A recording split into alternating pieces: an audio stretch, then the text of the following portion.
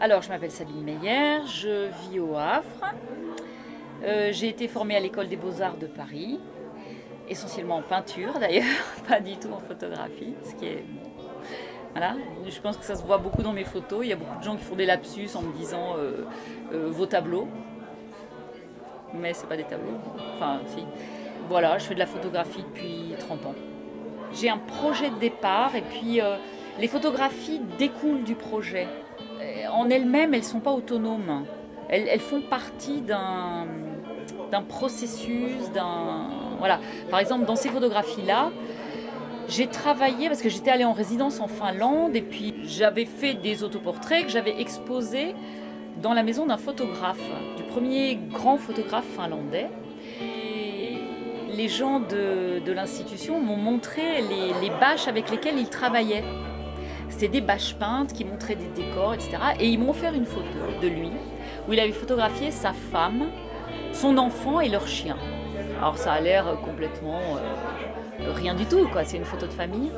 Et il y avait une chose incroyable, c'est qu'il y avait une bâche peinte au fond où on voyait un jardin avec des colonnades, enfin un peu à l'antique, etc. On voyait très bien que c'était une peinture et en même temps, on avait une sensation de profondeur et d'illusion. Alors c'était très troublant parce qu'à la fois on était parfaitement informé de l'illusion et néanmoins elle opérait. Cette bâche, enfin cette petite anecdote m'a longtemps travaillé.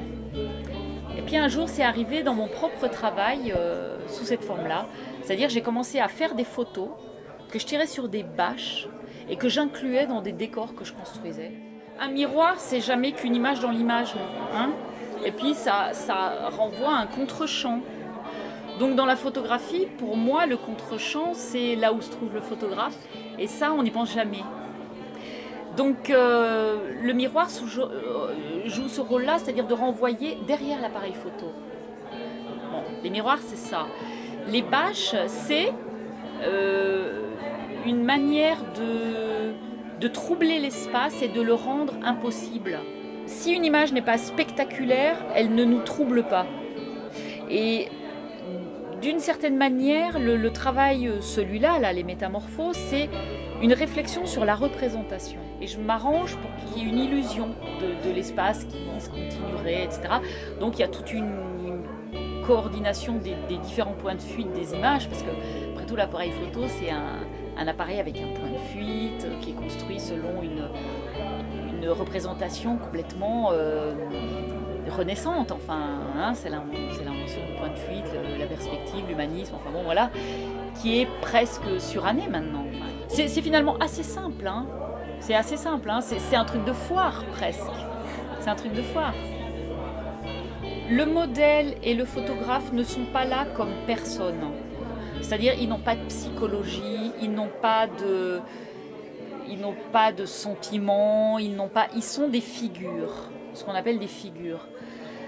C'est un thème qui se retrouve dans la peinture de manière récurrente, le modèle, le peintre, bon.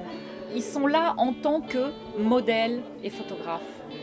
Pour moi, le noir, enfin en tout cas dans cette série-là, c'est l'accumulation de beaucoup et non pas l'absence. On a tendance à penser qu'il faut que les choses soient éclairées pour qu'on les voie. Et moi, j'ai tendance à penser le contraire, qu'il se passe beaucoup de choses dans l'obscurité. C'est-à-dire que l'obscurité ne serait pas un vide d'images ou d'événements, mais serait au contraire une saturation. Un appareil photo, c'est une boîte noire et c'est de là que sortent des images. Pour moi, c'est presque une métaphore de l'inconscient. Qu'est-ce qui se passe dans un inconscient, dans